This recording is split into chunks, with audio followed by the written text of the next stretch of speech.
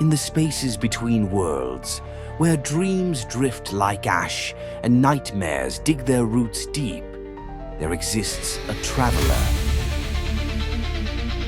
Not a hero, not a villain, but an echo, stitched together by fear and fractured memory. Meet Mr. Darkward, a spirit adrift, wearing the fragile vessel of his trauma, the scared child he used to be. But don't be fooled, this isn't innocence preserved, it's pain embalmed. In the astral realm, memories are anchors, but for Mr. Darkward, they are chains.